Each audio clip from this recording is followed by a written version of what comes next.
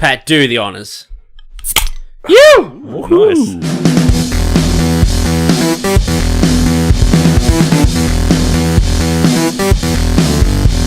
Hello everyone. You bastard. Go on, then. Got him. Go on. Go on. Nah. Hello everyone and welcome to the Bearded Geeks, the weekly grab bag of topics covering movies, comics, video games and TV. My name is Jags. I'm the Beard Master. With me today, my co-host Patrick Brown, Bobby Baxter. Bobby, talk now. Hi. Hi. Hey Pat. Hello. You sound better. Oh, yeah. I'm Got rid of that stuffiness. You sound pretty good. 100%. Yeah, I can You breathe. look good, mate. Red is a good colour for you. Dunno. Really accentuates your pecs. Thank you. Did you go to the gym the other day? Yeah. I know you did because you Snapchatted me. Yeah. Did you get one of those big ass cookies you get afterwards? Oh, they're the best. That's like the only reason I go to the gym for a workout now. Pat buys these cookies. They're like the size of a frisbee. Protein cookies. Yeah, they literally are. It's like a little, like, size of a small pizza. It's so good. Just undo all the work that you've done. It makes me push harder because I'm like, it's a protein cookie. And I'm like, yep. I want that cookie. I need it. Hello, everyone, and welcome to the Bearded Geeks, the podcast of the common people, I think. That's it, mate. And how are you today, Mudder? See, he feels bad from last week. Yeah. Ask me how I feel. Yeah, I'm good. Yeah. I think we are the podcast of the ordinary person. Because the amount of people I get that say to me, it's like, hey, I feel like I'm in the room with you guys, and you guys talk like the way I talk with my friends, and yeah, it's great. Yeah. We're not like fucking Hamish and Andy. Lamish and Blandy. Let me just get my script out.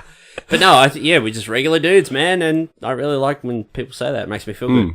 Yeah. Makes me feel good in my existence. You're a dude. Shut up. You idiot. It's dark outside. Why are you wearing a hat? I don't know.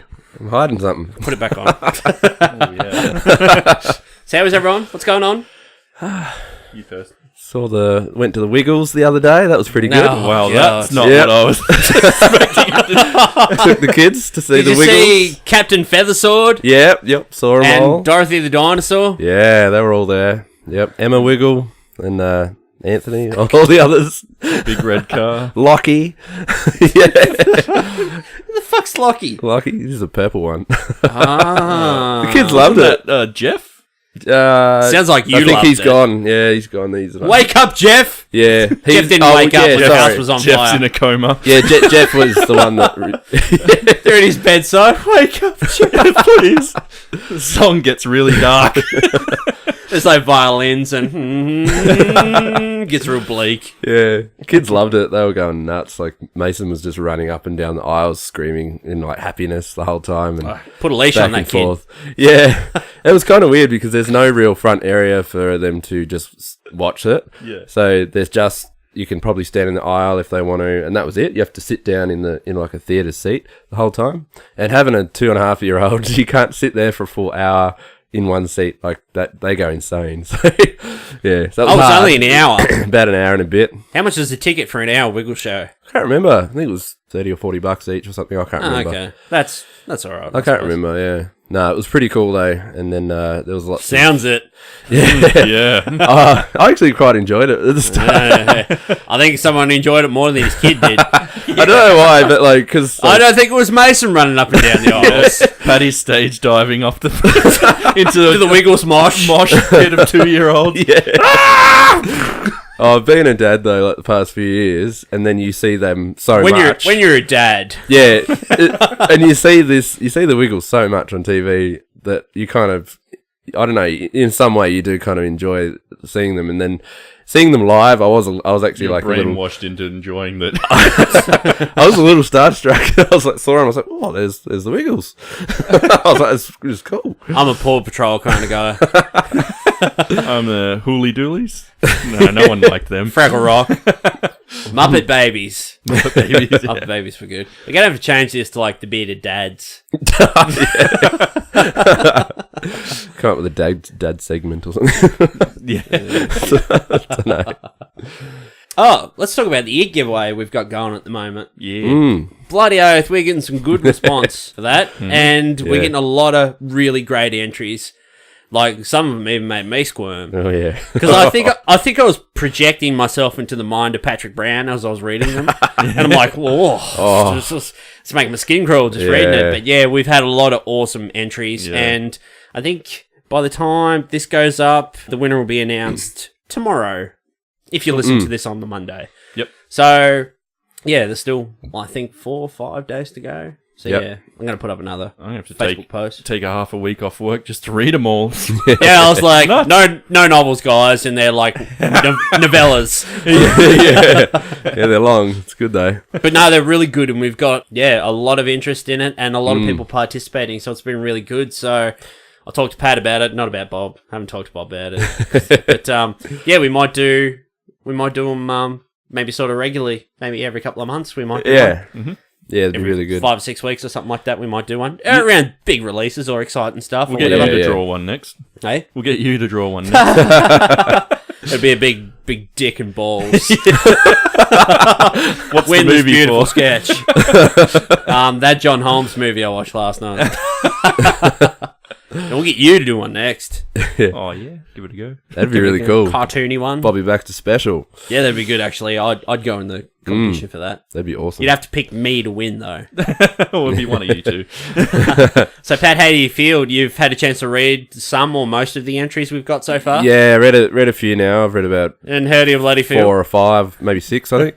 Did you wake up slumped over your chair? Yeah, I was going to say, how much of a week have you been passed out? I tell you what, though, there was one that stood out, and I was reading it, and during, like, midway, I was like, I had to hold my arms, and I was just, like, all curled up in, like, the fetal positioning, and thinking, and I was like, oh, you know, where it just kind of makes you cringe, and you have to, like, you're imagining it, and you got to embrace yourself a little bit. Goosebumps just thinking about, wow, look at you. I had to, like, some words I had to kind of skim over a bit quicker, like, pulsing. But, that was, like, that really got me, and I was like, yep. Yeah, really good though. Well written too. A lot of them are like... Yeah, a lot of them are really well written, guys. Yeah. You've done a bloody good job. You should all be pretty proud of yourselves. Give King a run for his money. Yeah. Really using their imagination too. It's really good. Real vivid, like real dark shit too. Like bringing wives and stuff into it. You're like, oh, jeez. They really want to get me, don't they? They want that sketch. Oh, no. They want a Patrick Brown original on this wall, like this one right here next to me. One of a kind. One of a kind. So, we're going to start a new segment at the beginning of the show. We haven't really had a chance to talk about music much. We don't talk about music too much at all, but in the last couple of weeks, we've managed to put little bits and pieces and that in there, Bob. We had a quick chat about Queens of the Stone Age and Mastodon the other week, and last week, 30 Seconds to Mars. So, I think we're going to start a new segment because we all listen to a lot of music as well, and this is really sort of a good reminder for us. Because we don't talk about music too much. No. But if someone's listening to something new or exciting, this will be a good chance to sort of share it around. And for you guys to check out as well. And if you guys want to recommend anything to us, it's actually a big part of our lives, isn't it? Like, we, as artists, we sit there for 8 hours a day just listening to Spotify or whatever, flat out. Yep. I'd run out of music to listen to all the time. Exactly. I'm almost just using this as an excuse to, like, just get some new music on my bloody Spotify, because I end up going around in circles and you come out 6 months later and you're like, I've listened to 8 tracks for the last 6 months. Something new. So a bit more get a bit more selection out there. Bit of variety and stuff as well. That'd be good. Cool. So we've decided to call this segment Drop the Beard. Yeah. Like drop the beat, get it? Drop the beard, get it? Just explaining it to you in case you didn't get it. It is becoming the dadcast. So it's time for our very first segment of Drop the Beard. Yeah. Yep. Now, everyone's got a song we're going to recommend. Who wants to go first? You can. I don't go first. Yeah. Yep. All right, I'll go first. All right, I've actually got 2 songs because I had one, but then I'm like, I saw this one the other day. I'm going to throw this Overachiever. Fuck up, you. Do you want to walk? You're allowed. Do you want to walk home? No, Beard Master. Oh, you spilled beer all over my floor again. See, at least Whoa, I'll give you shit, but I won't spill any beer in your house. 2 weeks in a row. Oh, sorry, mate. I'm just trying to catch it all and drink it. We should make that a new drinking game for anyone listening. It's like every time you hear Every time Pat drops a beer. drop a beer. Jesus. He's too busy looking at his phone. He's trying to grab his beer at the same time. Unbelievable. He's firing up Spotify trying to cheat a last-minute track, I think. Is he coming back or what? Here he is. There he comes. Bloody hell. Yeah, it's fine. Something else? Look at it. Oh, no. This is great radio. That's not his tea towel. What a mess. It's me rag. Yeah. Sorry, mate. Oh, I got to watch what I'm reaching for. Bloody hell. Anyway. Right. On with the I think we'll just songs. start this episode over. Yeah. From scratch. Okay, so my first song, because I'll drop one song and then you come back to me. Okay. Yep. All right. So, because we are the Bearded Geeks, I thought straight out of the gate, I'll let you know about an Australian band who are just about to hang up their gear, their touring gear in that. We don't know if they're going to make music in that anymore, but the band is called The Beards, and they exclusively have songs about beards. All their songs are about beards. So, a great Australian band. I saw them play live, and it was fucking epic. I want to recommend a song to you. It's called You Should Consider Having Sex with a Bearded Man. That is a great song. Fantastic lyrics in there, like his sweaty beard drips like a watering can. And, just great stuff like that. The Beards. It's a really good film clip too, isn't it? Like it's like Prodigy, like the parodies that kind of Prodigy yeah. thing. Yeah. You should consider having sex with a bearded man, and any sort of track from the Beards, because they're all pretty good. If your dad doesn't have a beard, you've got two mums. So that's my song. I'll throw it over to someone else. All right, I'll go. So I wrote mine down because I never remember track names. This is the first thing you've ever written down. Yeah, I know. It is. 21 episodes, this is the first thing you've ever written down. That's very true. That's how fucking good I am. The master of winging it. Yeah. My band is called Ghost, or Ghost BC, depending on what country you're from, because I think there was some copyright issues. But if you look up Ghost B.C. you'll find them on the internet. But their song that I want to recommend is Square Hammer. I've been listening to that through the week. They're fucking really good. Like, Where are they from? They're from Sweden. Sweden. They're like, they call themselves a heavy metal band, but they're not like that kind of typical like death metal stuff. Deathcore or anything like that. Yeah, they're more harken to that old school metal sort of sound from the 70s and that. But then with a kind of like very occultish sort of twist, like all their videos and stuff are very like B-movie occult kind of stuff. Sick. And Square Hammer in particular is a really cool film clip. So Okay, I'll check that out, definitely. yeah, really cool. Love them guys. So there's a bit of a left field one for you. Cool. Patrick Brown? Nice. Mine's one of my current, most enjoyable songs I like to listen to a bit though, from Joywave. They're really cool, and the song is called Something New, and the film clip is awesome. I really like that. Yeah. But the funny thing about this band, like for me, I only like this one song. I actually don't like the rest of their songs that I've heard, because I went and did a little bit of, I found this song, listened to it, loved it, added it to my playlist, their catalog. and then I went and looked at the rest. I was like, yeah, not really a fan of all the rest, but this one song is pretty cool to add to a random playlist. But yeah, really cool. You should check it out. What sort of style are you? It's kind of like rock, but a little more electro as well, and it's got some really cool tunes to it as well. Yeah, cool. But it's more upbeat, and it's more, they're pretty good singers too. They're kind of really, like the band, the way they look, like really nerdy looking, like thick glasses and, all those kind of things, but they got like this cool vibe about them. Sweet. And I want to throw this in real quick because I was scrolling through Facebook the other day and someone linked it. It's from a YouTube user called Royish Good Looks. And it's a remix, and it's a remix from Rick and Morty. It's called the Mr. Meeseeks song. He's done this track. It's called If I Can Get a Hold of It, it's going to go right here. I'm Mr. Meeseeks, look at me. I'm Mr. Meeseeks, yes sirree. You make a request, the Meeseeks fulfills the request, and then it stops existing. I'm Mr. Meeseeks, look at me. I'm Mr. Meeseeks, yes sirree. I have to fulfill my purpose so I can go away. Existence is peak. That was that, if it was there. If not, you just got like a long pause of nothing. Patty awkwardly looking around the room. I'm gonna have to get my floor professionally cleaned because it just like smells of beer in it all the time. The amount of times I've spilled beer on your floor. It's becoming a pub. But no, Royce Good Looks on YouTube, and he's got a lot of great tracks there. But this particular one, the Meeseeks song, the Meeseeks remix he's done, it's great. I loved it. Made me laugh. Made me giggle like a boy. It's very, very catchy. It is, yeah. You've heard it. Yep. Anyway, we might go into the news. Yep. All right, straight from the top. Everyone heard recently that Disney is starting up their own streaming service. You've heard of this? Yeah. I'm getting nods from both of you, so I'll Yep. take that as a yes. Yes. So there was talk with Disney and Netflix how they were going to try and keep, if they could keep their Marvel and Star Wars properties on Netflix, but now they're like, nah. Disney said no. We're going to take them off yous, and they're going to be on our streaming services starting late 2019.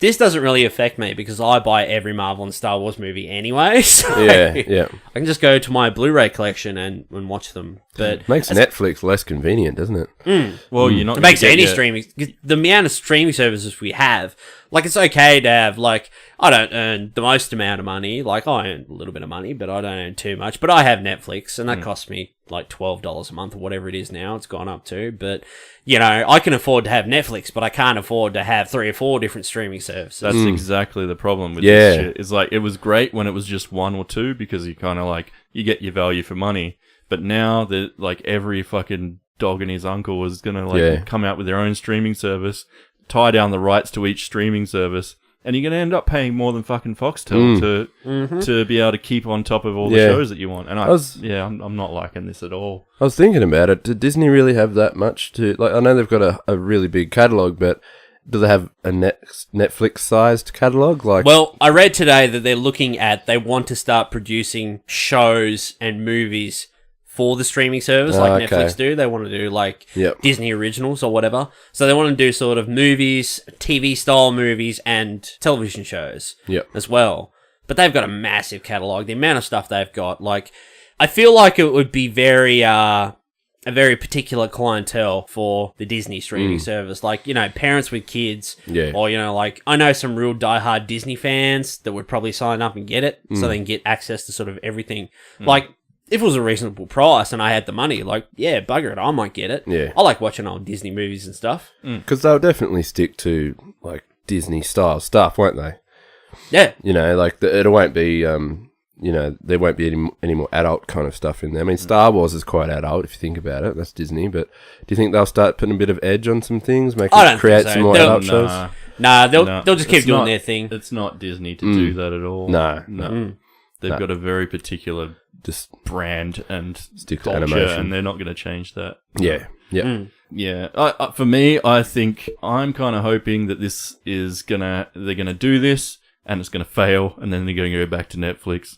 So my plan with this is not sign up and see if I can wait out like 2 or 3 years. Yeah. And hopefully this is a failed thing, and you know, maybe it'll be a sort of pointer that, you know, people don't want to be spread so thin that we're paying for 8 bloody subscriptions to watch our... Like, I'm already signed up to Stan, Netflix, and Foxtel at the moment. And, like, so that's, you know, $30 to $40 a month now. Yeah. You know, that's way more than I ever sort of imagined I would pay for content, you know, a couple of years ago. Yeah, me when too. I was just happy that Netflix had, like, an $8... or $12 thing, whatever it was when it came out. Yeah, not that you watch everything, but there's quite a nice little library there of stuff you can scroll through and watch. Like, I watched Little Evil on Netflix yesterday afternoon. That was quite good, actually. Like the Netflix original film. Yeah. Not anything, you know, didn't set my house on fire around me. It was that good, but yeah, like it was a good watch. You know, like some of the Netflix originals are quite good. Like I watched Spectral like a few months ago. That was quite good. I enjoyed that, but I mean, not everything's great. There's some shit on there, but I can't afford, you know, pay $40 for 4 different streaming services and half of it's good and half of it's shit, and like I only watch a quarter of all of it, if anything. Yeah, exactly. Yeah. I'd rather just have one really great one that had everything. Yeah. It's a pity. But I mean, that's what everybody wants, but yeah. Like I signed up to Foxtel Now for that little bit of time, and when I was on there looking through, there wasn't really that much to offer, so it was just for Game of Thrones, really, and it's a pity there's not much else that, like other services, that have Game of Thrones. You know, Foxtel's really Australia's only option, isn't it? They've just strangled it. That's why. Yeah. Doesn't matter. There's only one more season. Because that was Pirate, and that's it. And then that'll be the end of Foxtel. And that'll be the end of Foxtel. Because that was the only tickets reason to sign I up for got the on. sport package. Yeah, other than the AFL and sport, unless like some other crazy huge Game of Thrones type show comes along, and they manage to steal the rights to it again, They'll probably have the spin-offs, though. I reckon that'll be the death knell. Yeah. for Foxtel. See, there was nothing else on there. Like, Alira and I were looking through and we were just like, nah. And it was crap anyway. My experience with Foxtel, I don't know what it was, but we watched the finale of Game of Thrones on there because that was our only option at the time because all the, downloads were just down. And, it just went super low quality the entire time. So I could barely even see facial features of any character. Buffering every minute. It would just stop and it would buffer for catch up. That's what I got with the first episode. Ruined it. Fucking the worst. It was the worst. So I just cancelled straight away after that. Yeah. Fuck that. Do you guys want to know how it's going at the box office? Box office? At the Yeah. moment? Box office. Box office. I'm gonna guess pretty fucking good. Pretty fucking good. Doesn't really cover it. The best? It hasn't even been out a week. It'll be a week tomorrow it's been out. I don't even think it's been out a week worldwide yet. It has made, on a $35 million budget, $198,464,898 worldwide.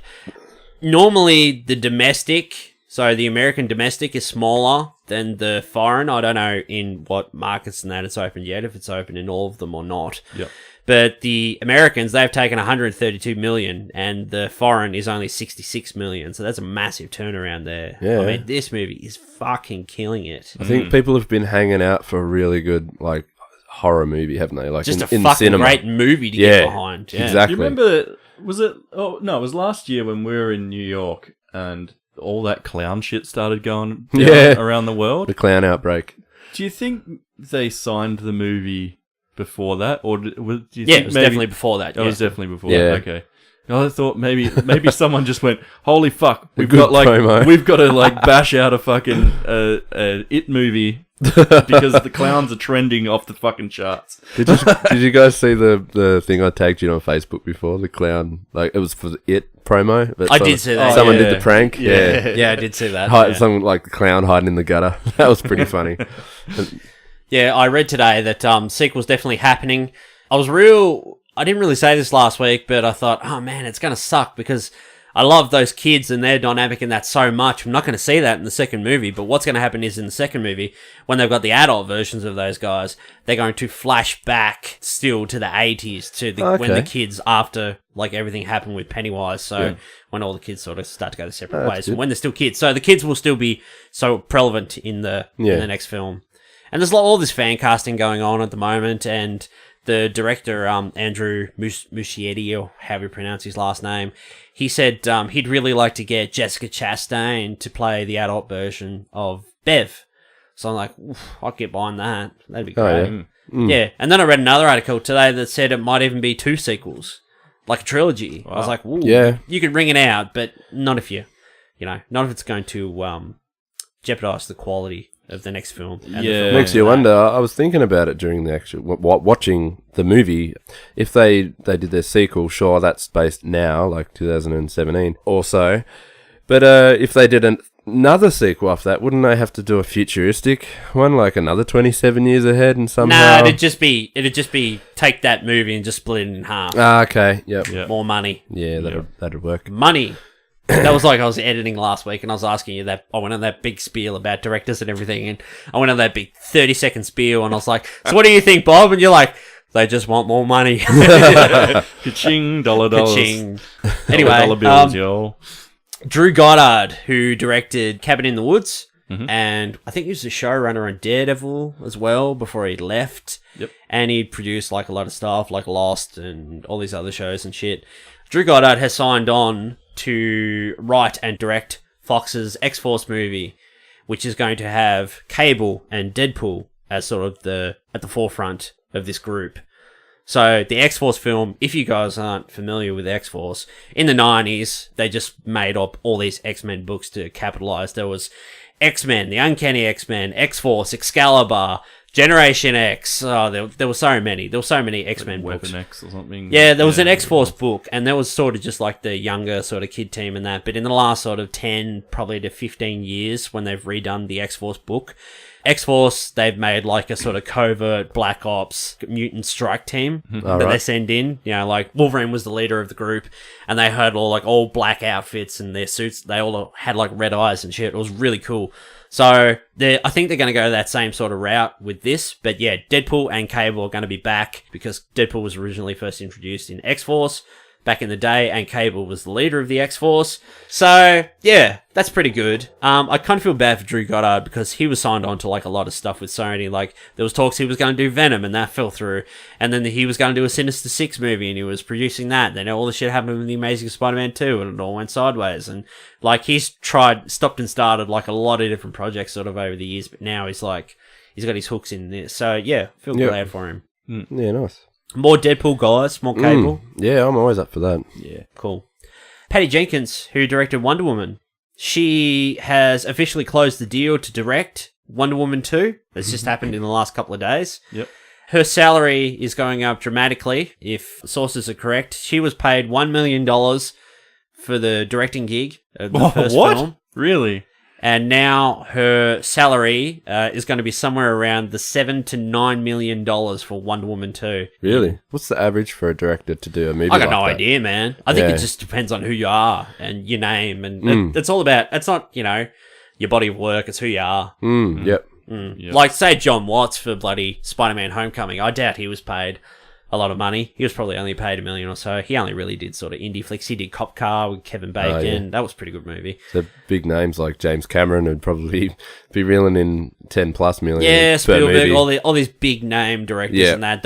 They'd be bringing it in. But yeah, she's going to be that'll make her the highest paid female director in history. Bloody good on her. Yeah. Because Wonder Woman was corker of a flick. She did a good job with that. Yeah. And this segues into my next bit of news. We spoke about this last week, Colin Trevorrow being fired from Star Wars Episode 9. Yes. Apparently he was fired because he's a very difficult man to work with. He's got a very big ego, apparently. His directing style, from what I've read. Who's come out and said this? Is this a person who wants to remain, sort of. okay. He's come out and said that being on the set with Colin Trevorrow is more like a dictatorship. It wasn't, I'm the director, it's my vision, it's my creative vision, you do what I say. Yeah. Yeah, he was kind of that kind of dude. Yeah. But now, there was a lot of talk in the last week who's going to take over, and J.J. Abrams is coming back to write and direct Star Wars Episode 9. Yeah, but now the release date is being pushed back from May 2019 to December 2019. Yep. Which also conflicts with Wonder Woman 2, which opens a week earlier. All right. So I'm like, if I was DC, I'd move that release date. Guys... Also, Wicked, the musical, the big screen adaptation of that, and Masters of the Universe, which comes out Christmas Day. So I don't think that'll make much money. Because Masters of the Universe. Star Wars. Like the finale in this Star Wars trilogy. Yeah. Yeah, so that'll be interesting. Do you guys like J.J. Abrams directing Star Wars? Like, are you a big fan of Force Awakens? I liked what he did with The Force Awakens, but like I said the other week, like he sort of had to bring people back to what Star Wars used to be, so he didn't have as free a reign as he probably wanted to. Because he's like, okay, we got to fix the groundwork here so we can build on it. We can't just build on Episode 3. Because he does do great movies. Like I love Super 8. Super 8's I one love of my that movie. favourites. Yeah. And Mission Impossible 3, that's corker of a flick. Yeah. I hope that this new Star Wars movie is going to come out nice and polished and doesn't feel like it's had, a bunch of different hands on it. Yeah, I think he will. I think he'll be able to rein it back in. But it's kind of like stepping in somewhere where you're taking over the reins from something half done by someone else. So. Yeah. Apparently, Rian Johnson with The Last Jedi, he's had sort of no hiccups with that at all. Like, he wrote and directed that. There's been no reshoots. Everything's on time. I think it's under budget as well. Yep. So, yeah, there hasn't been a hiccup with that yet. And there's no real news about it. There's problems with this, or it's gone really well, but this producer isn't happy, or whatever. It's just like, Star Wars, it's coming, Yeah. No problems here. It'll be out in December. I wonder, like, if this has always happened, and now we're just like, people are just more on the finger on the pulse with it, and it makes bigger headlines and bigger news now than it ever did. Like, Yeah, I don't know. I think with this director situation, though, because with 2 different Star Wars flicks, I mean, they've had directors actually 3, because Josh Trank was fired off the Boba Fett movie before that even happened. Before that was even really, like, officially announced. Yep. Like, he was fired off that. Apparently, there was a trailer for that, too. He made a trailer that was ready to go, but now it's locked away in some vault. We'll never see it. Oh, yeah. This sort of sets, like, a bit of a precedence, because, like, on one hand, you've got directors going to be scared to come in to direct Star Wars movies because they're afraid they're going to be fired, or they know that if they don't toe the line, they're going to be fired. So they're like, this is going to be like, okay, I'm just going to go in and do what they tell me. I'm going to work within the lines that they give me, you know, because I don't want to be fired. I want to direct a Star Wars movie. Yeah. Yeah. I want to earn a heap of cash and just do what I need to do to get the film done. And There'd be nothing worse than having that pressure as well. You know, they're just shooting themselves in the foot, dealing with it all like that. And this is Star Wars, so it's not like, you know, somebody got a job down at the servo pumping petrol and then they got fired 6 months later and like, oh, where are you working now? This is like Star Wars. People know you got hired. They're following it and then they know you got fired. Risky. So, like, everyone knows everything about it. So that's kind of like, that's unwanted sort of spotlight on you as well. That's all I got for the news. So, good on yous. Good on you, fellas. I'm proud of yous. Okay, so we might go into our topic for this week. We're doing a double-ended topic. I should have said that. On one end, we're going to do a bit of a Red Dead Redemption retrospective. So we're going to talk about the first game, and then after that, we're going to talk about Red Dead 2 and some of the features and things that we would like to see in that game. So, Pat, you can start. Yeah. Oh, well, me personally, I was a massive fan of the first game. I mean, you remember, we were pretty hyped when we heard it was first announced, and a few screenshots here and there. I think there was a trailer way back. This was like 2008 or something. And then, it came out in 2009, didn't it? Something like that. I think it was 2009. About 2009. Yeah. I had it pre-ordered, and the girl who worked at EB Games, I knew, she rang me, and she's like, oh, the release date's been broken. You can come get it now. I was like, yes! I had the day off work, and I went down to town, and I grabbed it, and I come home, and I text Pat, and I'm like, I've got Red Dead Redemption. It's out early. And he was at work because he used to work a regular job like a sucker. He's like, oh, I'm at work. Oh, I can't play it. And I was just like riding around horses. Ding, ding, ding, ding, ding, ding, ding, ding, ding, ding, ding, ding. Loving it. Absolutely love that game. So good. Everything about it was just great. I think one of the main things that Red Dead that really struck me is that the story, the narrative, is just so incredibly simple. It's like this former outlaw who's gone down to a quiet life now. He's got a wife and kid. He settled down. And these sort of bureau guys have come back and roped him in to chasing down his old gang and bringing them in or killing them. And, you know, that's sort of the central story. That's it, you know. And then after that, you know, they have his family and he'll get his family back if, you know, he rounds up his old gang and brings them to justice. Yep. But yeah, the story is just incredibly simple. Not like a GTA story. Like, I can't even tell you what stories for GTA are, you know, except for Vice City, really. Yeah. Because that's the best story. What about you, Bob? What was your sort of first experience with Red Dead? I don't know what to say. I just loved it. I loved everything about it. I think I would have been at uni at the time doing my games course. And so it was one of those ones that came along and just everybody was gushing over it and talking about it. And I know definitely when it came out, there hadn't there'd been a few Western games in the past. Like I think there was Gun and Red Dead 1, obviously. Was there Call of Juarez as well? Yeah, was that out before that? No, I think that might have been afterwards. Okay. Oh, there was early one of that I played. I remember playing it back in Wellington Street pad where we used to live. Oh, really? Oh, okay. Yeah, there must have been a couple. Yeah, there was first a couple. one. Yeah, right. Yeah. That was the first. That was on like first Xbox, I think. Played on. I think you guys had an Xbox I used to play it on. Yeah. But it was that thing of like there had been other Western games that come out before that, but generally they'd tried for the open world thing and they weren't particularly big, or they were kind of more like linear first person shooter kind of sort of things. Mm-hmm.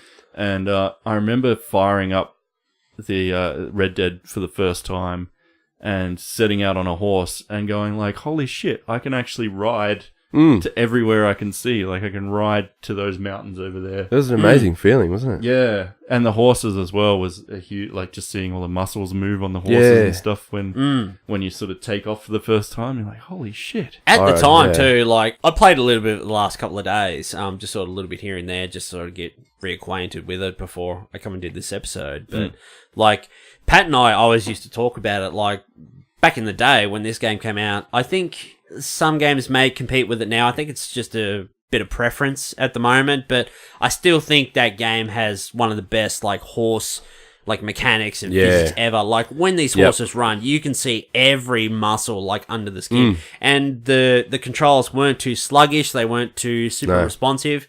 It was just like great for riding a horse. It was so polished. Say for example, The Witcher 3. Like I love Roach, but sometimes that horse fucking pisses me off. Like you're trying to turn around and it's like it's a little bit more realistic, the horse movement. Yeah. And like taking off and galloping and stuff, like it feels a bit more realistic in that. Whereas in Red Dead you can take off just that a little bit quicker. But yeah, like turning, it's real slow and sort of realistic. But yeah, that was one thing that I really loved about that game. And general character physics as well, because I know in GTA 4 and GTA 5 now we've got like ragdoll physics. Like, like if you die, you pretty much, it's like the bones in your body disappear and you turn into like a squid out of water and you just go like all rubbery and like ragdoll physics. But in Red Dead, like if you shoot someone in the leg, they're going to go and like favor their leg and sort of hop backwards, or they trip and like stumble. Or if you shoot someone while they're on a horse and the horse is riding, they'll fall off the horse, but their foot will be caught in the stirrup and they'll sort of be dragged along as you go. That was one thing that I really loved about that game. It felt a bit more realistic, like in the physics. And it's like when you have someone dragging from, if you've lassoed them and you're dragging them from a horse, I suppose if it was in GTA back in like GTA 4 or something, you know, their physics, they might have just had a ragdoll kind of flopping around, like not moving. But in Red Dead, they actually had, they were being dragged. The ragdoll physics were there, but you can see their arms trying to control themselves and like balance themselves and grab onto stuff. Like, and it was like, you could tell when you're riding, it was like you had that weight that you was dragging someone as well. And it was really cool. And really, that game really had a very fine attention to detail, which like I really appreciated in that. And especially in the world as well. Just like all the little details in the world, because this is one thing I had written down. Like I wrote this part down because I didn't want to forget it. We play a lot of GTA 5, you know, and if you're flying into Los Santos in a chopper or whatever, like the city looks amazing. Like it never looked better. But you get down in the ground in a car or you're walking around, as much, you know, activity there is, there's street lights going, there's cars driving around, there's people walking around, there's all this stuff happening. It still feels very lifeless because you have all these buildings, but they're essentially just big blocks. You can't go in them. Whereas in Red Dead, you go into the world, but favouring the sort of Western setting, because you don't have those big buildings, you don't, you know, have all that sort of stuff that, you know, there are just blocks. There are some buildings that you can go into, but some you can't. The world just feels a lot more alive and a hell of a lot, you feel a lot more immersed into that world. And also the music plays a massive factor in that. Because same in GTA, like if you climb into a car, you get the radio stations, that's essentially your music for the game. There's no real sort of score, not that I can think of off the top of my head, but other if you're sort of particular missions and stuff. But if you're just walking around, say through Armadillo, and you know, you've got that bit of music playing in the background, Western music, guitars and stuff, and it just really fucking puts you in the period and in that place.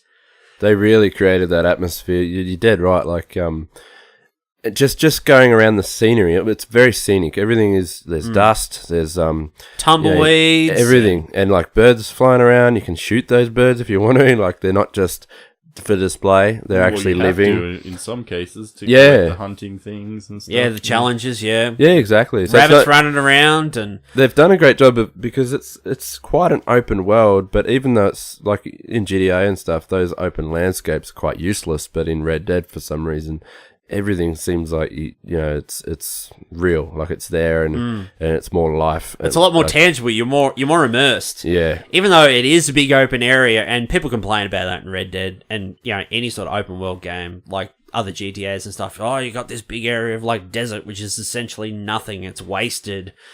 But I mean, that's what we always wanted from a Western game. Was you want wide open spaces. You want to stare off into the horizon. You want to just ride along and just have this awesome Western score playing. I never got that in the background. I'm like, the places where the missions take place are always densely populated and like have a lot of stuff going on it. And I never got the complaint about it being too big and empty and deserty. I'm like, no, that's the setting. That's the point. Like that's what you want to points. do is ride off into the sunset.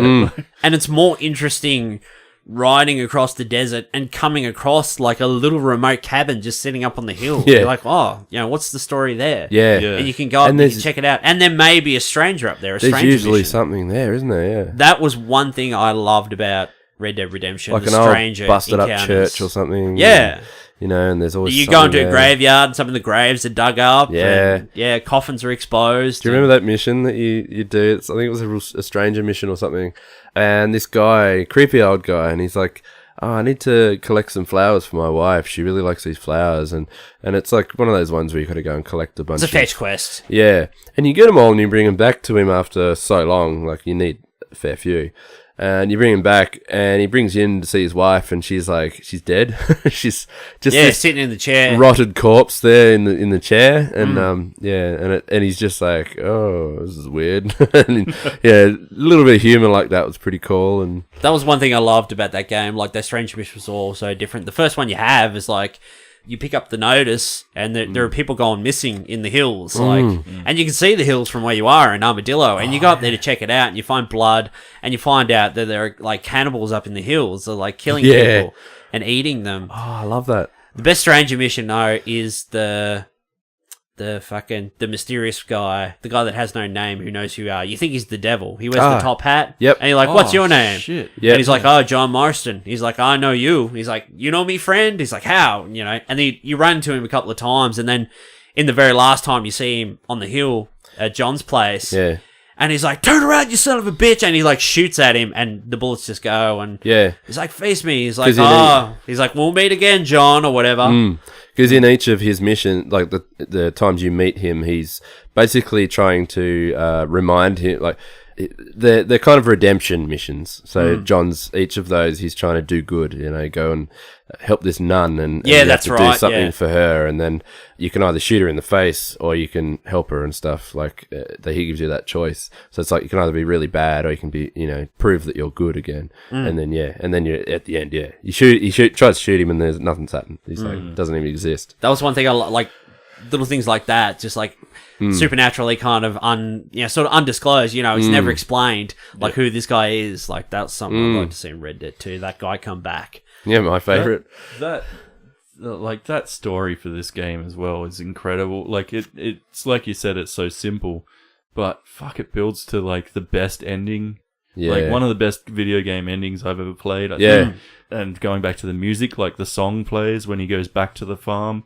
Like, you can hear shit going on in the distance, and the fight. It was like a movie, wasn't it? The gunfights going off, and you can like, he plays that song. I can't remember what the song was. Oh, it's yeah. Like, it was an actual song with a guitar playing. It's a guy singing. Yeah, there's only two places in the game where it happens. One is when you get to Mexico and they play the that's you cross right. the border and they play this song, and it's got like lyrics and everything. It's by actual like band. And then the very last mission when you're running back to your farm to try and save your kid, and I think is his wife there too, or is she already? I think so. I can't remember. It's going back away now.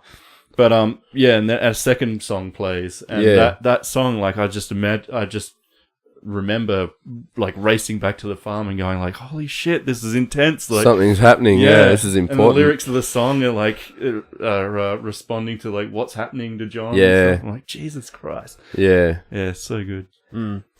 I really like the different settings. You're in Armadillo, and it's real sort of western town. You can sort of ride the plains, and you go down into Mexico, and it's real sort of sun-scorched. And the lighting in this game is really fucking primo. Like everything. Like I was just standing in the street in Armadillo today. It was like high noon and the sun was like high in the sky and it was just bright as fuck. It was like super, super Western aesthetic. But then you go higher up the map and you go up to tall trees and you sort of go up in the forest and it's all hilly and that's where all the bears are. And you've got like... Those fucking bears. Oh, man.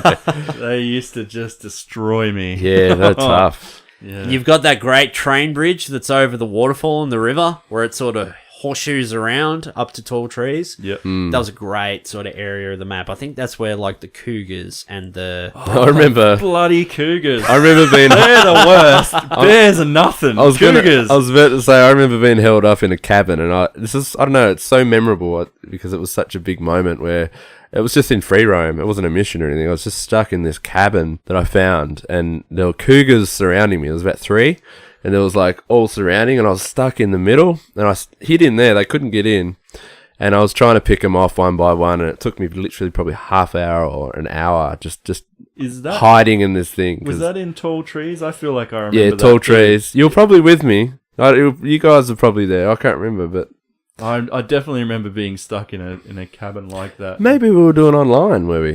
I don't know. But yeah, it was really cool. It was tense. They were, they're pretty threatening in that game. Is the online stuff still going with that game? Do you know? Funny you should mention that. I fired up Red Dead yesterday and I pressed start and it's like single player or multiplayer. I never played multiplayer. I was like, fuck it, I'm going to play multiplayer. Hit square. Yeah. I think it loaded for about 10 minutes before it started. Yeah. And it got about halfway through the loading and it's got the loading screens, the red and black and the gun cylinder spinning and the bullets going out, reloading. And I got about halfway through and then I got a bit of audio over the top. It's like... a player has a bounty on their head. And I was like, ooh, it's going to load. And then it loaded like another 6 minutes. And I finally got into it. And there was about 3 to 5 people on that map playing. Yep. But I looked at the graphics in that and just compared to the single player campaign, like the graphics in that are woeful. Oh, yeah? Yeah. They dumb it down a bit. Yeah, I played it for a little bit, but it took about 10 to 12 minutes for it to load to finally get into it. And then what I did... it's the same with GTA Online. Like, if you play the single-player portion of the game and then go into online, the world does feel very stripped down in the They online. strip it. They do. I've noticed that. Because I actually prefer playing... Sometimes I like to just play in the main game because there's so much more life in it, like everything. They put animals in there. There's no animals in online. Even the grass. I don't know why, but everything seems a lot more... alive and flourishing. So. I think it's probably pretty taxing to have like however many characters running around doing crazy shit and blowing up stuff that they probably have to like scale back on a lot of the graphical stuff. Even subtle things that you probably don't notice, like dust or something flying around. You might see little bits of stuff flying around you and stuff, and newspapers and such. None of that in online, so that's why it doesn't seem so alive. Yeah, but this game, man, like super immersive, like more so than any GTA game like to date, even GTA 5. Yeah. The characters like super well developed. Like I just wrote down like a bunch of characters here. Like you've got John Marston, who's obviously the protagonist. You got Bonnie McFarlane, Marshall Johnson. I was like Lee Johnson. He was a cool character. What does he say? It's just like, oh, you're a right little cuss, ain't you? Something like that. Just that the dialogue in this game is so fucking good, so on point, so like perfectly Western. You got Nigel West Dickens, Irish DeSanta when you go down to Mexico.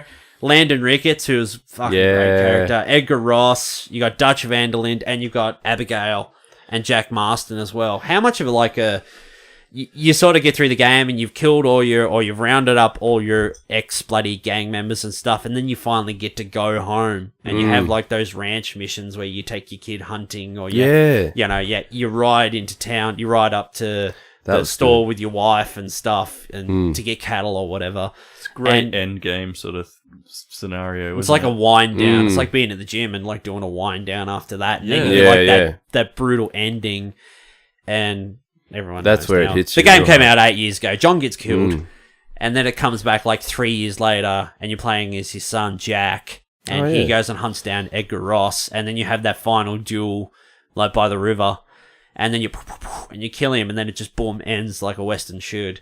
That ending is just goddamn, like, in the moment of playing that, like, that felt like so, like, oh, like, I've got a purpose. I got to get down there. I got to avenge my dad, this guy I played as for, like, 10, 15, 20 hours. Yeah. And avenge him. And then you do, but then you load up the game and you're still playing as Jack. And everyone's like, I don't like playing as Jack.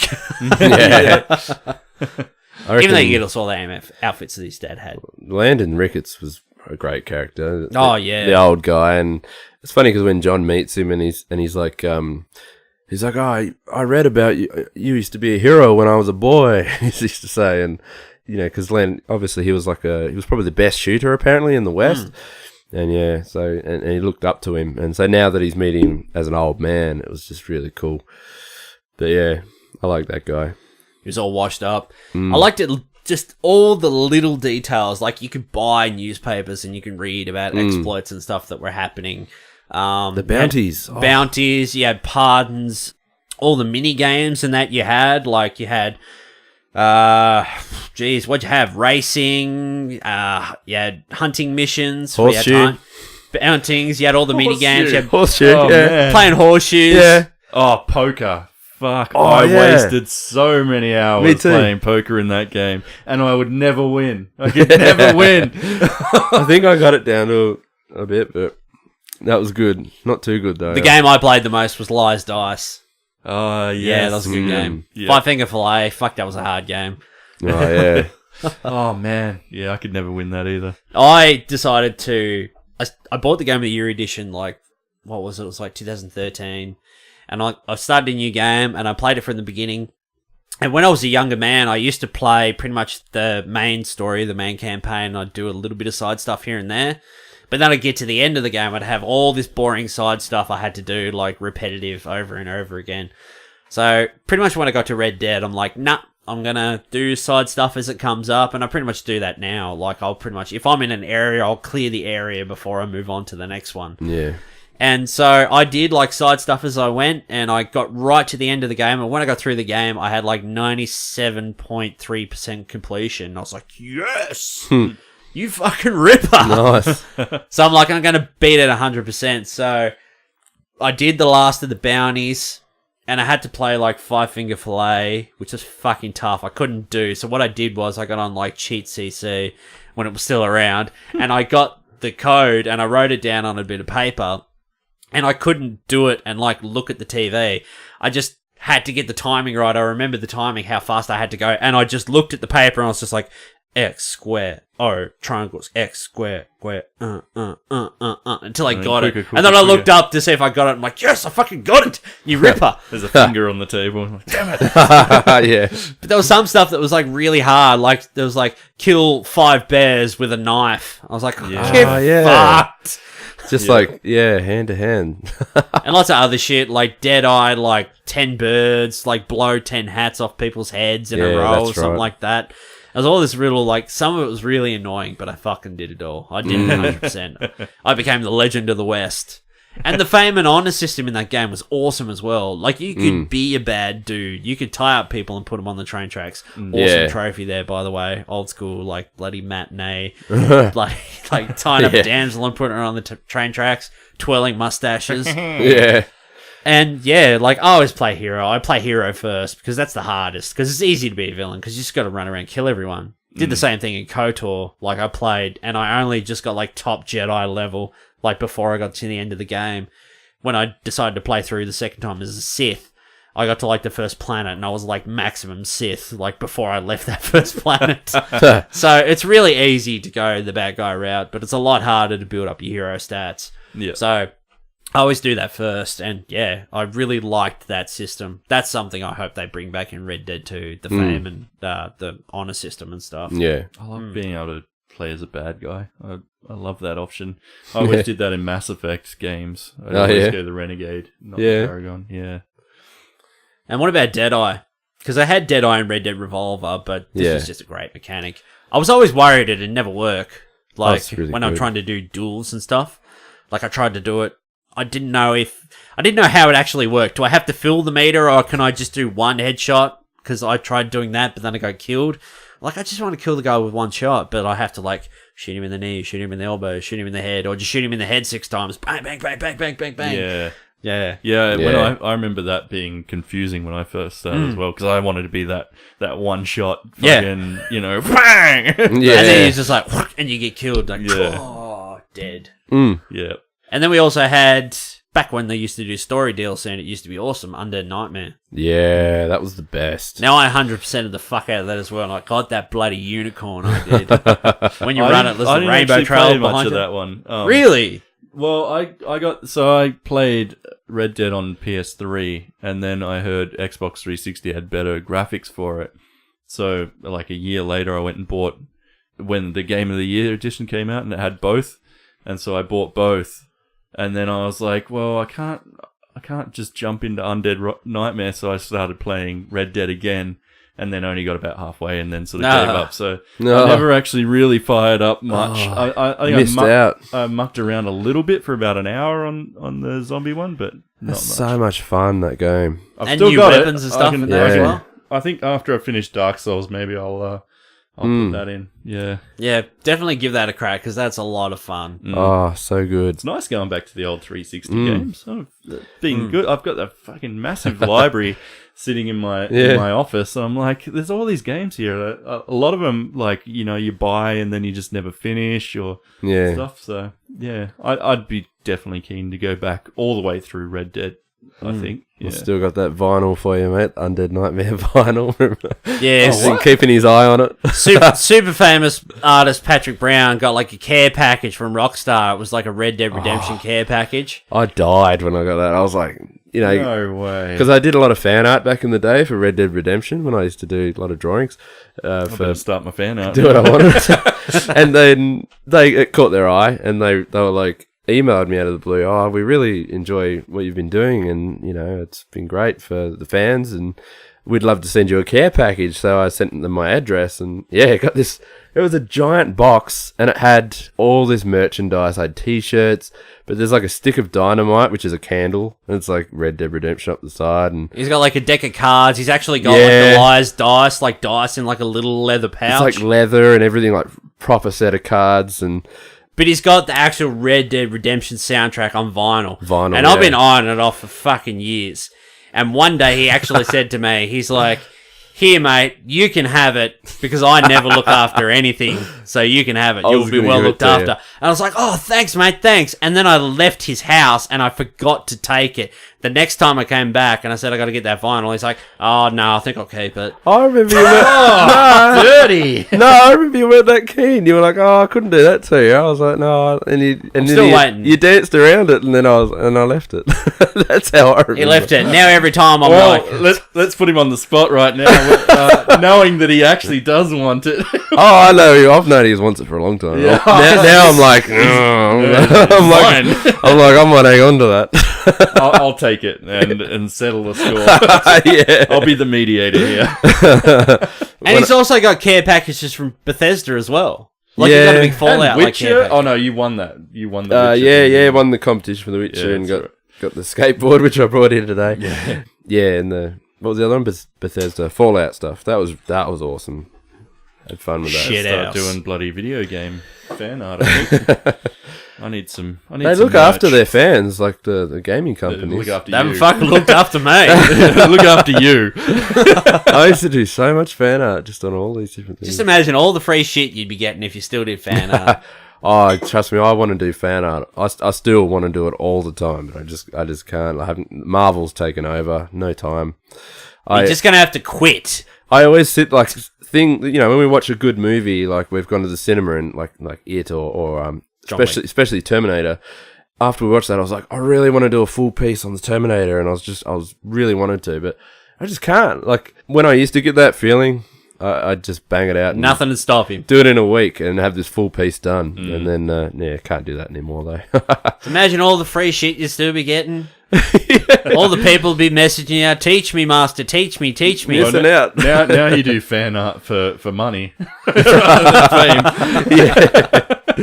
You're like, can't complain. I guess I'll have to do some Spider-Man fan art again today. I got a lot of stuff on hold at the moment, but I just can't touch it. Like, huge stuff I've been doing, but I just can't handle it.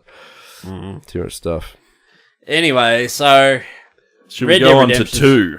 Yeah, we'll jump over to Red Dead Redemption 2. Yep. Now, about 10 months ago, we got a very good surprise, a Red Dead Redemption 2 trailer. Holy fuck. Yeah. This obviously looks like a prequel back when you're John and you're in Dutch's gang.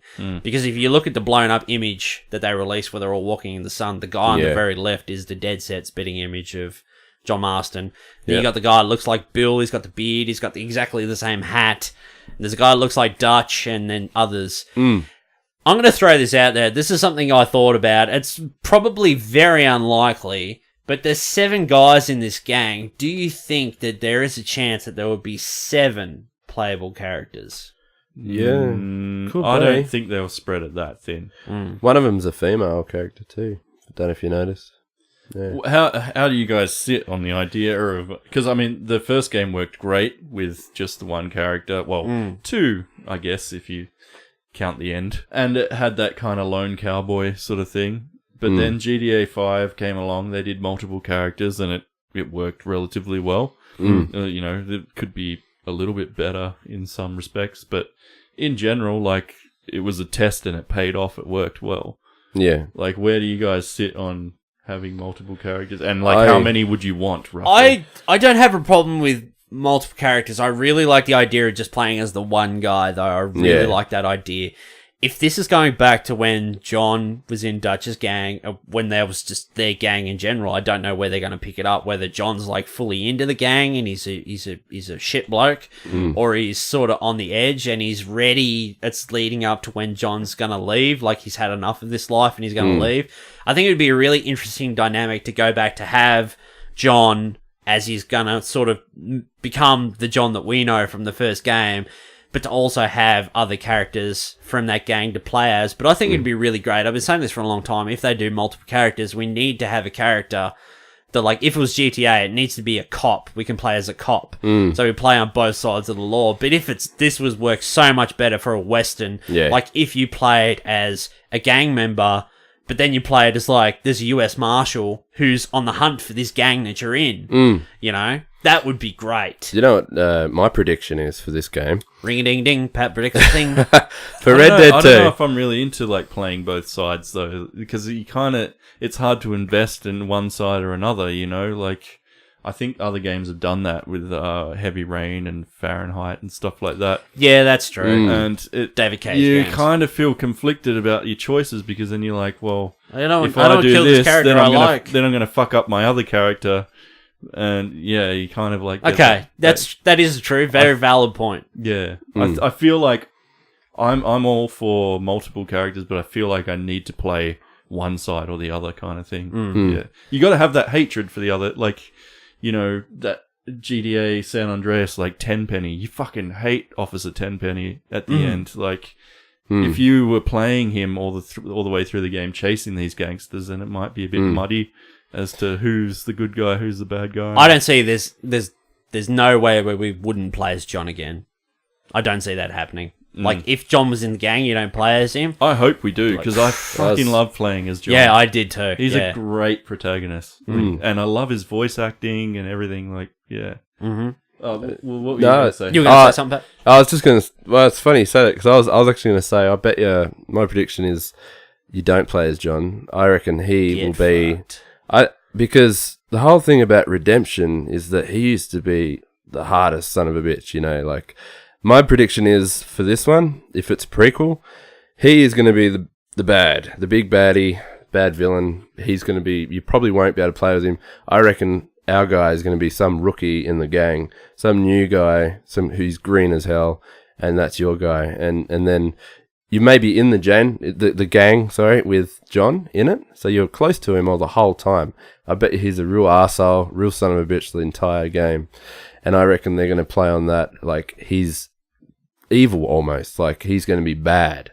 So and that will be kind of like the spin. biker GTA DLC that... Because that'd be a massive spin. GTA 4, was it? Lost and Damned. Yeah. Because I reckon they're going to... Because they'll want to do something different. I don't think they're going to want to... I would love to play as John again. I want to keep it going, personally. But I reckon they're going to flip it have him as the, he's going to be a real piece of shit. And, just so you can really get an idea. That the whole point would be that you really get an idea of how bad he used to be.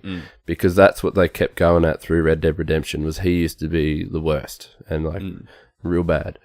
What I want to really see is this time around, so GTA 5, right, we had 3 different characters playing. They had different personalities, but at their core, they were all essentially, they controlled the same, they did the same shit, they could all fire the same guns. It was just, in a mission, they might be given specific tasks, but they were essentially all the same. What I want to see in this is if they give us multiple characters, is characters with different skill sets and different abilities kind of thing. So maybe you have a Native American guy that can track and shoot bow and arrow or do more close up stealthy stuff, and then you have John's maybe just a kind of everyman. You saw the all round character, gunslinger, agile dude. He's just John Marsden basically, and then maybe you have a heavier hitter or a sniper kind of guy who's plays a more distance role. So you've got your distance, your middle, and your close up guys. Oh, you got someone that comes in. He's the dual wield guy, runs in with 2 guns, bang bang bang bang bang. Yeah. Because they've teased that in one of the images. There's a character standing there by the train, and he's holding 2 guns. So there's possibility of dual wielding in the game, which is pretty cool. One thing that sort of works in GTA 5, if you're doing a heist and you're in a building or whatever, is first person view. But if you're driving in a car, it's fucking for shit. You can't, your view's blocked, you can't see shit. It's fucking horrible. First person view on the back of a horse, I think that would work a hell of a lot better than in a car. Because you're when you're in the car in GTA 5, you're off to the left, you can only sort of see that section of the road. It's real awkward. It's real awkward, shoehorned in. But, middled up, on the back of a horse, riding around, blasting bloody guns. That'd be sick. You've got a bit of verticality as well, so you can look down on stuff. Yeah. Whereas Open in the cars in shit, GTA, you can look right around. And GTA, you're kind of squinting under the hood, especially sports cars and stuff like that. In that, you're sort of looking between this kind of 20 centimeter gap on a 55-inch screen. Yeah. Whereas on a horseback, your view's not restricted at all. You've just got the mane in front of you, basically. So that's what surprised me with Red Dead, actually, firing it up again. It was their view was way out, and it's this. The horse is tiny in the middle of the screen. That's kind of a stuck view. You can't change that, is that right? Or I don't know. No, you can't change that. No, I was quite surprised to see that because it's just. But it did help. You could see the entire world. I feel like that's something I miss in games. Third-person games used to have more of a width, and you could and more zoomed out, and you could see more. And I think the game that did it, that I can first remember, was Batman Arkham Asylum, where they put the camera right up over his shoulder everywhere. You'd go into a fight and it'd zoom right out, and he'd be punching around. But every time it went into a talkie thing, it got right over your right shoulder, right over his shoulder. And ever since that game, fucking everyone's doing it. Bloody, what's the name of it? The one with the redhead fighting the robot dinosaurs. Ark. Horizon Zero Dawn. Oh, Horizon Zero Dawn. Yeah. Shit, sorry. Yeah, that drives me crazy every time that you come back into a village and the camera goes right up over a thing again. You're sort of I can't see anything. And then as soon as you run it back outside, it zooms right out again. It drives me nuts that games that keep pulling that camera right in. I understand why. They're trying to show off these dense environments in the villages and stuff by pulling the camera back in so you can see all the details and stuff. Yeah. But for me, I just want to pull it just back a bit. All right, let me hit with this then. Customization in Red Dead 2, because GTA 5's great for customizing your cars and whatever, and your character, your online character, you can dress how you want, you can have your hair how you want, sunglasses, rings, earrings, whatever. Yep. It's fully customizable. You can do whatever you want. Ideally, again, for a Western setting, that would be the coolest thing, to have your own customizable character. And obviously, we'll go into this as well, but in Red Dead Online.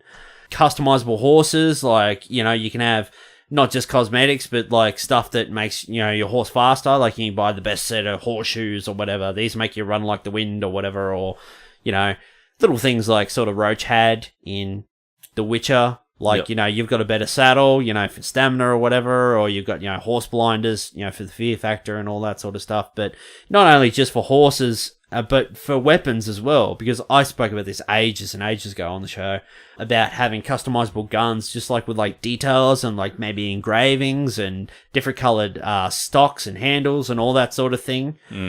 Like being able to really sort of in-depth, well, not super in-depth, but enough customization to keep you happy. I really hope they go that way. Rockstar are not particularly well known for that, like, especially for character creation stuff. If you look at GTA Online, it's horrible. It's a mess of a character creator thing. That it was like mixed your two parents together to get your face or something. Oh, yeah. That was horrible. Like, I hate my online character for that. I just limited. look at it and it's all like baby faced and smooth. Yeah. But I really, really hope that they let you, at least in the online portion, like make your character well. But I'd love it for the single player if they give you like you were saying, if you end up being the rookie and John Marsden's the boss, and so they throw this new character in, let us make the character and just have a male or female voice option. That'd be cool. That'd be awesome. I'd love that. I thought also... and beards. Yeah, definitely Man, beards. GTA needs some beards. They need thick beards. Like, yeah. Real big, long ones. Trevor could do it in GTA 5, but then you go online and you just got these stubble. I hate it. I don't know why they did that. It's probably because they did that probably for clothing options. Because if there was a big beard, you wouldn't want it just going through the... Just clip it. It's fine. I reckon also with my prediction with John being the baddie, I bet you, because you know how he's got these massive scars now, like current day or wherever he was. I bet you at the end of this game they'll have your guy give them to him somehow. It'll be an explosion or something. He's been on Reddit again, hasn't he? No, I haven't. No, I've been thinking about it. I just assumed, because I was drawing that picture before and I just noted, like, had to do all these scars up his face. I thought, I bet you something's going to happen there in the new game with our guy. You're probably right, actually. I bet you, because it'll make it pretty touching that you gave him these scars. Why so serious? Yeah, I think it'd be a really cool twist, to be honest. Big problem with online gaming in that now is microtransactions, obviously. Like this guy over here has spent easily $1,000 on You're the shark problem. cards. I'm a sucker. You are the problem. You're ruining it for all of us. Feeding it. Because everyone's complaining, even myself, the focus on GTA multiplayer online over the single player. Like, we used to get great single player DLC for GTA, like the Ballad of Gay Tony and Lost and Damned and all that sort of stuff. Wasn't there with Undead Nightmare you used to be able to get an extra horse or so that you couldn't get before, like an add-on? Yeah, you could get all the extra horses. You could get like all buy the an extra war horse. horses and everything. Yeah, like a special all different one. guns and everything and that as well. You could get all new stuff like that. But I mean, to where the money is obviously in online and suckers like Patrick Brown buying fucking shark cards every month. Every month. They're obviously Put my money aside for my mortgage, my shark cards, food, shark cards. So in Red Dead 2, their first ever current generation game, next generation game, they're obviously going to have an online factor. They're obviously going to have some form of microtransactions. I believe the shark cards in this game are going to be called bonds. You can buy bonds, which you can use to buy stuff. Single player DLC has taken a back seat or is just totally forgotten. Like, it's great in GTA if you play GTA Online heaps. And you can play the smugglers thing and all that sort of stuff, but it's too fucking hard to earn money in these things, and it's a massive turn-off. Unless you're a diehard GTA person who plays every single day, which I'm not, which I don't do. No, I'm right there with you. I think they've absolutely just kind of turned off, like, the multiplayer in GTA. It's bad because nothing is affordable and it's too hard to earn. And Yeah, and I agree. I totally miss the focus on main story play, because that's all I used to be about, was just jump in the main story. I don't care about online, get on the main story. I want to build this character and add on, like, you know, what I've spent the last 20 hours doing in this story, you know. And they need to focus on that a bit more, I think. Let's hope they don't stray too far. Well, we'll see, I guess. But say Red Dead Online, GTA 6, you can buy properties. You know, I can see myself in this game buying a ranch or a fort or some form of fucking hideout. Big farm. You know, I can buy like a bloody carriage or something like that with a fucking Gatling gun on the back. At least there's no freaking mobile phones in the West. So Well, that is the worst thing about playing on GTA 5 on Send a telegram. Constant, like, oh, you should buy this, you should buy that, you should look at it, you should spend your money on this. You're getting random phone calls for all these missions and stuff. You're like, fuck off. Every time I load up GTA multiplayer online, I get like 6 phone calls about mission startups. I'm like, fuck off, fuck off, fuck off, fuck off. Is this real life or what? Like, God. Yeah. The other good thing about Red Dead 2 is it's based like 30 years before, so it's even further away from civil. Like, we're going to be like right in the heart of the Western era in this game. So there's no. You remember in Red just Dead, get constant pigeons flying in with. Someone sent a raven. Because in Red Dead they were introducing automobiles. That was like 1901 or something. No, it was 1911, I think. Something like that. Yeah, like it was right at the end. It was right at the and very end of the West. Back in the 1800s now. So yeah, this is like the late 1888. Cars don't even the peak exist. of Western era. Yeah. So it's really cool to be back in the thick of the Western period. So, and obviously in online, GTA 5 have done it. They're gonna have heists, so we can obviously we need to make a posse or a gang. And we can plan heists to rob a bank, a saloon or whatever, a train, a stagecoach. That'd be great. Fucking ride up on our horses. We can do bounties right together. Into it. Yeah. You can set bounties on people. You set actual bounties on people. Oh, that'd be great. And then you can tie them up and they're still alive, drag them on the back of the horse. That would be great. If I rode past someone just lassoed them and dragging them behind me. Oh, imagine that, lassoing players. You hog tie another player and I hog tie Patrick Brown, throw him on the back of the thing. And, and I'm just there, I can't do anything. Let me go. Was there the lasso in the original online one? Do you know? I wonder if you could. There was definitely that in the I main can't remember. I think I loaded it up. Online. I'm not sure. Actually, I'm not waiting another 10 minutes to load it up. I think they cut that out. I think, if I remember right, it was in the main story, but you can't lasso in multiplayer. I think that they probably realised it would have been too annoying. Yeah, people getting hog-tied. You just got 6 different players hog-tied up, and it's not fun. Log out. Yeah. Or maybe they make a mini game where you cut yourself free and you got to tap all the buttons. So yeah, heists would be great. Yeah. I would love to see some sort of co-op play, obviously, even for the story campaign as well. Yeah. I was playing Destiny today, and Brad, the first official beer, the Bearded Geeks podcast, dropped in while I was playing Destiny, and he's like, I just had the microphone coming through the TV. He's like, I can see you. And he was just following me around with this high-end character doing all these emotes and everything and that. I would love something like that in an open world. I'm playing and we have the option as we're doing co-op story missions and Bobby Baxter drops in. I'm Wouldn't hey that man. be amazing? Yeah. If you're doing the multiple player thing in single player and then you can just have people drop in as the other characters. And so help out. And based on the specialties, so someone's a heavy, someone's medium, someone's stealth. Someone's someone's up on the hill with a rifle. That'd someone's be really going cool. in real quiet, as backup or whatever, and someone's stealthing in. That'd be great. It was a hell of a wish list, but fuck, that'd be amazing. That'd be really cool. Be awesome. But I'm really excited about this because the first next gen Rockstar game. I mean, you've seen the trailer, we've seen the screenshots. It looks fucking amazing. If it stuck to its original release date, it would be out next month. How good does it look? When are we looking for now? Is it early next year? It'll be early next year. Yeah. I wonder what the scale is of the map. Oh, that's one of the biggest things that. There was the like leaked map. Is there? Whether you believe it or not, but it looks quite big. I mean, there's a lot of swampy areas. There's Islands off to the side. There's like a prison island, like a penitentiary. Yep. There's like a massive lake. Obviously, in the trailer, we've seen canoes and stuff. What else did we see? Oh, actually, like slain animals and that, like animals you've killed over the back of like horses and stuff. Rockstar do this really cool thing where like stuff they show in the trailer is stuff you can actually do in the game. Yeah. So, yeah, That'd I'm be very really excited. good. And I always love hunting in the first one. You skin them, yeah. Yeah, the blood sprays onto the camera. And you know what? There'll be more. God damn, you stink! Yeah.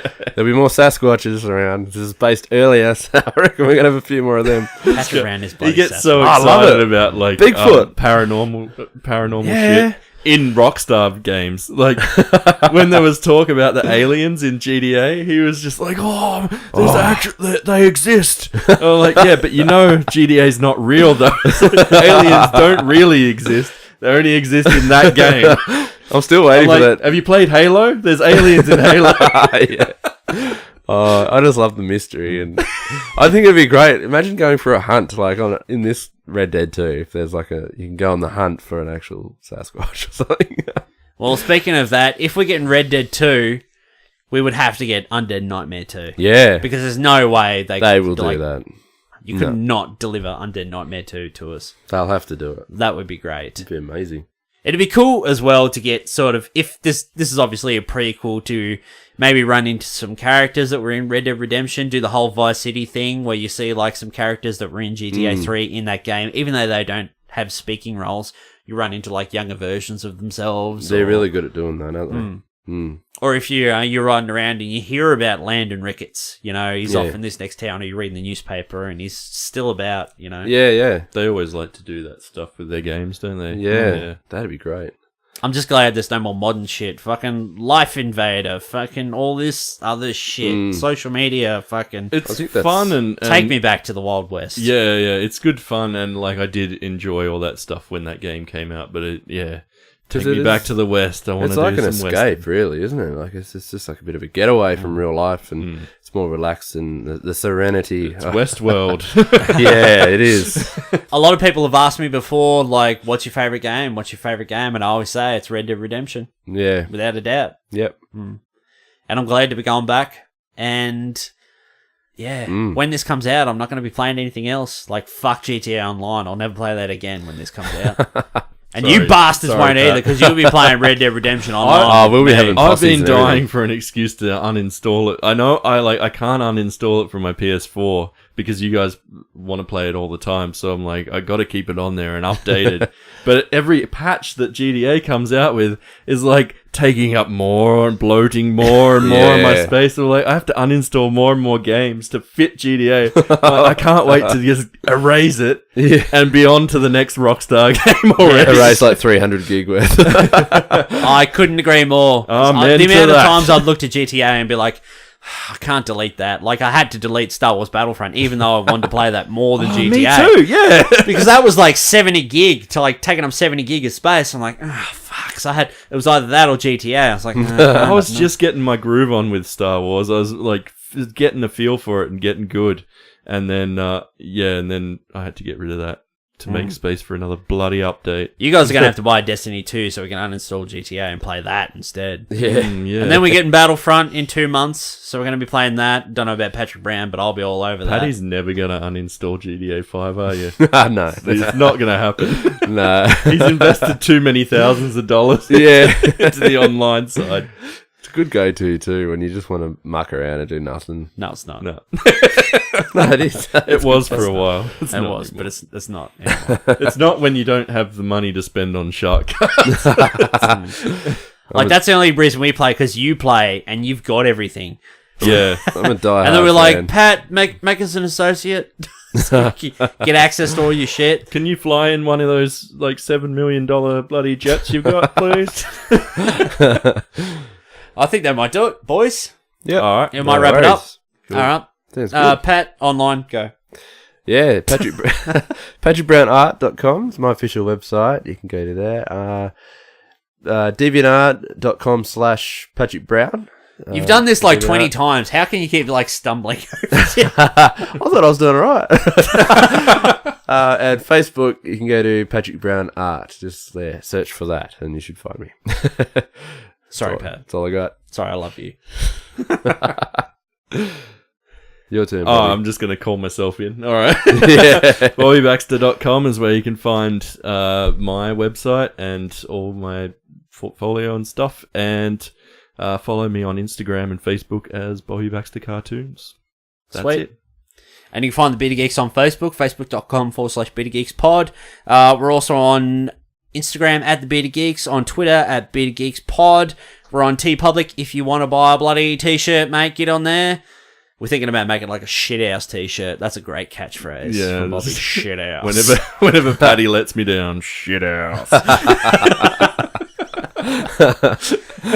on SoundCloud, iTunes, and YouTube, so you can check us out there. And next week, Kingsman: The Golden Circle's out, so we might do that. Maybe Bobby will have to watch Kingsman: Secret Service before next week. Catch up to do. Can you fit it in this weekend, Bob? I might be able to. Oh, before we go, you mentioned in the car that you watched Don't Breathe over the weekend. Oh, yeah. That I bought you. Yeah, you movie. bought for me. Please tell me about the turkey basting scene. What? I don't want to ruin it for anyone that's not seen the movie, but yeah, turkey baster action was full on. But yeah, it was a good movie. I enjoyed it for the most part. I think it sort of had that kind of like it was a really good, interesting story. I think with and flipping the table with the heroes kind of being the bad guys breaking into someone else's house, and then having the antagonist of the movie actually be the guy who's kind of defending his house. Yeah. Yeah. really. And good. then well, then it turns out he's kind of baddish in his own way. But I felt like it was generally a pretty like nice sort of slick movie, almost a little bit maybe too overcooked. Some of that kind of modern horror stuff, just a little bit, like just tone back the musical score, that kind of horror-y sort of stuff, and the darkness kind of stuff a little bit. I kind of favor more things like No Country for Old Men and stuff, where they understate it and then they let the fear sort of build itself. Whereas that movie kind of had that kind of typical modern horror soundtracky kind of, building up the suspense through music and that sort of thing. And I also thought maybe the young guy and the young girl, the two main characters of the cast, were a little bit pretty for what they were supposed to be. Yeah. They're kind of like, I hate it when they do that. Yeah, they were just a little bit like they're supposed to be sort of thieves that break into a house and come from sort of the wrong side of the tracks. But they look like better looking than the best looking people that I went to high school with. Yeah. Yeah. Like, there's no way you guys would be in that world. You're just too good looking. Like you could get away on your looks alone. That's I like don't sort of buy the thief thing. But aside from that, like they did their parts really well. It was just unfortunate they were too good looking. Lose that authenticity kind of thing. It's not real. Yeah. Like they do that with that. What's that, Valerian or something coming out? The space Valerian at the City of a Thousand Planets. It's like they have to get the most stunning people to be cast. I still want to watch that. Yeah, I don't know. Yeah, but the old guy was great. I thought he did a really good job. Yeah, Being blind. Yeah, really liked Yeah, him. he's awesome. Really creepy character. Yeah, Sweet. Cool. dug it. Thanks. Good man. recommendation there from Bobby Baxter. Yeah, definitely check it out. It's worth a watch for sure. Yeah, good bit of fun horror. Alright guys, that might do it. We'll see you all next week. Tomorrow will be our IT announcement. By the time you listen to this, it'll be tomorrow. Yeah. So to all future entrants, good luck. And you may win. Who knows? We'll see. It's up to Patrick Brown. Whichever one makes him faint. Oh, You know what? Look at him. He's squirming again thinking about it. I do. What we'll do is we'll get Pat to read the winning entry on next week's episode. I'm actually genuinely worried that I'm going to drop like something that I'm going to read it and actually And I'm my gonna brain film will it. switch. Yeah. And then I'm just going to be like, We'll turn the lights down real low in here. And we'll get him to read it out. It doesn't take much. Well, I was at the doctor's once, sitting with Alira, and the doctor was talking to Alira about the freaking needles and veins and blood and like just that. And I was like, I had to say to the doctor, I had to cut her off. And I was like, I'm about to pass out. And she's like, had to lay me down on the bed in the doctor's office. It's happened twice. Pat just turns into fucking Octodad and just like, just like goes to jelly and falls over. I wish I could control it. My brain's just Octodad. I go all pale and weird, and then I'm about to fall. Like, just for some words that enter my brain, that's all it takes. All right, guys, if you want to hear a guy faint on a recording, tune in next week. We'll see you all next week, guys. Hey! Thunk.